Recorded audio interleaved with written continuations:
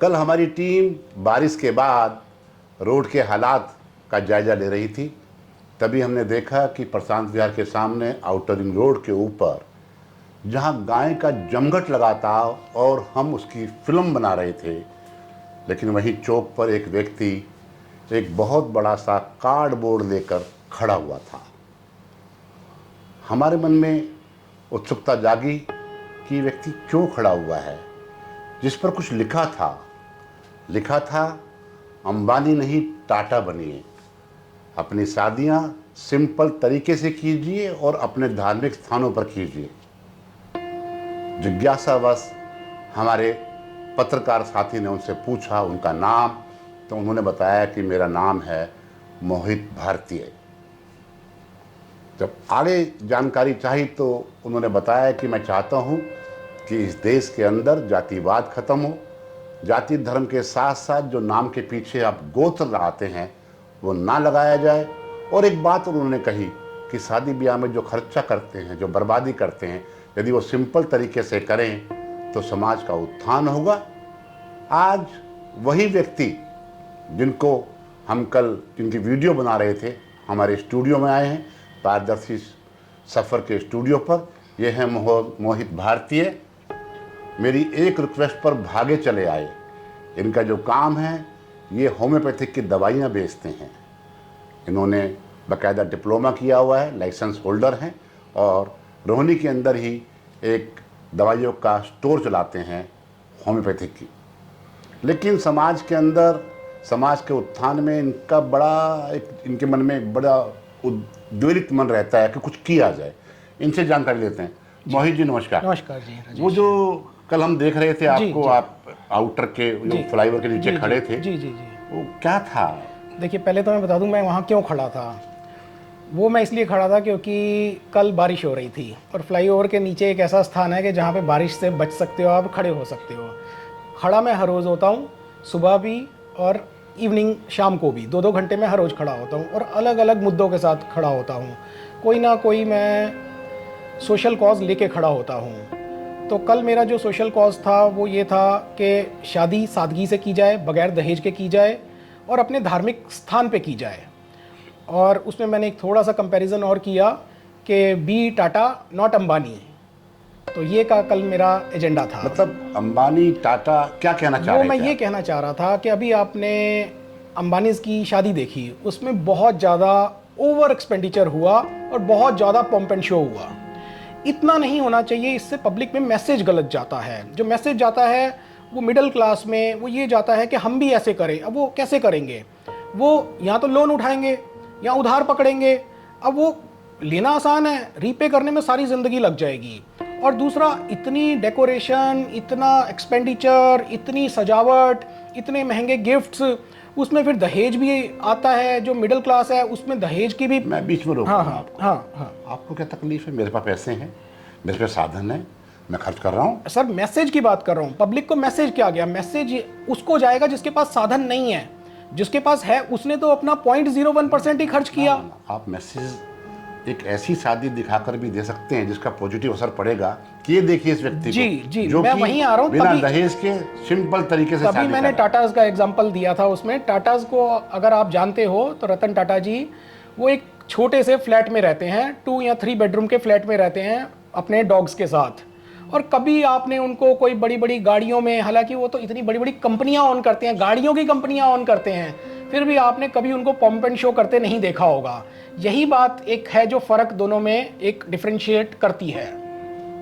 बहुत बढ़िया बात कही मोहित जी ने कि टाटा और अंबानी, टाटा साहब किसी से कम नहीं है, उनके बारे में सभी जानते हैं, लेकिन वो अपनी रईसी को ना दिखाकर बल्कि सादगी से जीवन जीना चाहते हैं और जी रहे हैं। साथ ही वो एक एनजीओ चला रहे हैं जिसमें कि वरिष्ठ नागरिकों के लिए काम भी हो रहा है। मोहित जी, इस तरह 2-2 घंटे चौक पे खड़े रहना, अपना काम धंधे का नुकसान करके, क्या कहते हैं आपके परिवार वाले? सर शुरू में तो फैमिली बिल्कुल सपोर्ट नहीं करती थी। वो कहती थी अरे सड़कों पे खड़े हो गए, ऐसे सड़कों पे खड़े कोई होता है? वो अच्छी फैमिली के लोग खड़े होते हैं। मगर धीरे धीरे मैंने उनको कन्विंस किया। फिर कुछ आप जैसे सोशल मीडिया का, सज्जन लोगों का साथ मिला, उन्होंने प्रेज़ किया, घर में आए तो उन्होंने भी मेरे काम को सराहा, तो फैमिली को भी लगा कि नहीं, he is on the right track. तो मुझे लगा कि नहीं, मुझे करना है, सोचा तो मैंने हुआ ही था, मुझे करना ही है और मैं करता ही जा रहा हूँ। इसे आप घर वालों पर अत्याचार नहीं कहेंगे? नहीं, मतलब बिल्कुल घर भी वालों नहीं। को सर आप- देखिए ये सारे काम ऐसे हैं कि जो सामाजिक मुद्दे, आज हम एक शादी होती है, 1 मिनट में 1000, 1200, 1500 की भीड़ इकट्ठी कर लेते हैं। ऐसे ही कोई क्रिमेशन है, हम लोग 500-500 लोग चले जाते हैं। मगर जब समाज में बदलाव की बात आती है तो 10 लोग भी इकट्ठे नहीं होते। अब आपने गायों के लिए मुद्दा देखा, अब गायां, इतनी सारी गायें हर चौक पे, हर गली मोहल्ले में आवारा फिर रही हैं। अब इस मुद्दे को कौन उठाए? कोई उठाना नहीं चाहता, कोई आगे नहीं आना चाहता, बिल्ली के गले में कोई घंटी नहीं बांधना चाहता। तो किसी को तो पहल करनी पड़ेगी, किसी को तो आना पड़ेगा। और सबसे अच्छा मीडियम है कि समाज की समस्याएं समाज में जाके ही उसको हम सॉल्व करें, समाज के बीच में ही जाके उसका बखान करें, उसी को डिस्कस करें। कहीं आपको ये नहीं लगता है कि जो आपके टाइमिंग दुकान खोलने के हैं या जो बंद करने के हैं, दुकान बीच में छोड़कर आप सोशल वर्क सर के लिए नुकसान भाग लेते होता हैं? है, मुझे नुकसान होता है, बट अगर मैं सिर्फ फ़ायदा नुकसान ही अगर अपना कैलकुलेट करता रहूँगा फिर मैं ये काम नहीं कर सकता। मुझे थोड़ा तो काम में कॉम्प्रोमाइज़ करना ही पड़ेगा और मैं करके ही कर रहा हूँ ये काम। क्या लक्ष्य है आपका अल्टीमेटली? मेरा क्या कोई लक्ष्य? लक्ष्य नहीं है, ना मुझे कोई पॉलिटिक्स में जाना है, ना मुझे कोई लाइमलाइट अटेन करनी है, ना मुझे कोई कुछ नहीं करना है। मुझे तो बस अपना मैसेज पब्लिक तक भेजना है कि पब्लिक अवेयर हो कि कहाँ समस्या है और उसको दूर कैसे करना है, बस। कौन कौन सी समस्याएं आप उठा रहे हैं? शादी ब्याह की आपने उठाई? देखिए, मैंने सबसे पहले जो अपना काम शुरू किया था वो वाइट पाउडर से शुरू किया था। जो सड़कों पे, डिवाइडर पे, एमसीडी किनारों पे वाइट पाउडर डाल के चली जाती है, आज भी मैं देख रहा था सेक्टर 9-13 में वाइट पाउडर आज भी डाला हुआ था। मैं उसके लिए कोर्ट गया, मैंने पीआईएल डाली, मगर उसमें कोई सुनवाई नहीं हुई। वो पाउडर आज भी छिड़का जाता है, टनों के हिसाब से छिड़का जाता है, वो उड़ उड़ के हमारे अंदर ही जाता है।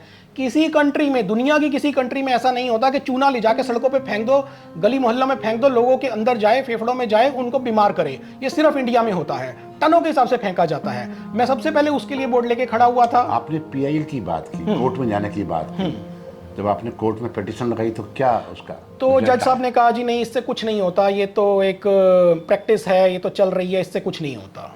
फिर हमने भी कहा कि इतनी मेहनत की हमने, पैसे भी खर्च किए, कोर्ट भी गए, तो फिर मैं सड़कों में उतरा, लोगों के बीच में गया। अब लोगों को बात समझ आ रही है, किसी के घर के पास, किसी के गली मोहल्ले में वो चूना डालने आते हैं तो लोग मना करते हैं। मोहित जी की बात से आप भी सहमत होंगे और मैं भी सहमत हूँ।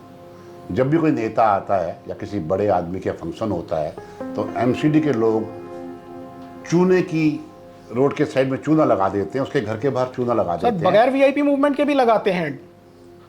दरअसल मैं बताता हूँ मोहित जी, ये चूना लगाने का एक नया तरीका है, चूना बिछाकर। एग्जैक्टली। मैं खैर उसमें नहीं जाना चाहता। मैं जाना चाहता हूँ क्योंकि मुझे मालूम है कि जब मैं एमएलए बना तो जब मैं जहाँ जाता था वहाँ चूना लगाते थे। तो मैंने उनको मना किया कि भाई ये चूना मत लगाया करो आप। बोले जी क्या होता है? मैं कहा सरकारी खजाना इसमें खर्च होता है। दूसरा, जो व्यक्ति रोड से गुजरता है उसके पाँव में चूना लगता है और जाकर उसके घर को गंदा करता है, उसके फेफड़ों में जाता है, और जब वो हवा चलती है उड़ता है तो वो उसके फेफड़ों में जाता है। मैं आपकी इस बात से सहमत हूँ। अगला इशू क्या है आपका? दूसरा इशू है मेरा स्ट्रीट डॉग्स का, जो कि बहुत सीरियस और बहुत सेंसिटिव इशू है। देखिए, स्ट्रीट डॉग्स एक ऐसा इशू है जिसको कि हम ऐसे नहीं डील कर सकते कि कुत्तों को पकड़ा और जाके उनका स्टरलाइजेशन करवा दिया। नहीं, आप एक जिंदा चीज से डील कर रहे हो। देखिए, उनको भी जीने का उतना ही हक है जितना हमें है। स्टरलाइजेशन की जरूरत हमें है। हम आज 150 करोड़ हो गए हैं, खड़ी होने की कहीं जगह नहीं है, पार्किंग की जगह नहीं है, चलने की जगह नहीं है, सांस लेने की जगह नहीं है, पेड़ों को लगाने की जगह नहीं है, ग्रीनरी, जंगल हम सब खत्म करते जा रहे हैं। मगर हम किस पे अपना उतारते हैं गुस्सा? स्ट्रीट डॉग्स पे। हमने गोरैया को खो दिया, जो कॉमन स्पैरो घर में होती थी। वो घर में घोंसला बनाती थी, हम लाठी लेके फटाफट उसको घोंसले को तोड़ देते थे। अब ये स्ट्रीट डॉग्स की बारी है। एनजीओज पकड़ पकड़ के, हालांकि मैं भी एक छोटा सा एनजीओ चलाता हूं, मगर मैंने कभी एक भी डॉग की स्टरलाइजेशन नहीं करवाई, और ना मैं इसके फेवर में हूं और मैं इसके विरोध में हूं। आप अगर स्टरलाइजेशन करवाते रहोगे तो एक दिन ये हमारी सिटी जो है, मेट्रो सिटीज जो हैं, ये स्ट्रीट डॉग से खत्म हो जाएंगी, जो कि एक बहुत प्यारे क्रीचर्स हैं। फिर बच्चे क्या करेंगे? सारा दिन वीडियो गेम खेलते रहेंगे, मोबाइल पे लगे रहेंगे, टीवी पे लगे रहेंगे। आप कहेंगे बाहर ही नहीं निकलता। बाहर किस लिए वो निकले? गार्डन आपने खत्म कर दिए, जो जीवित पक्षी जानवर वो आपने खत्म कर दिए।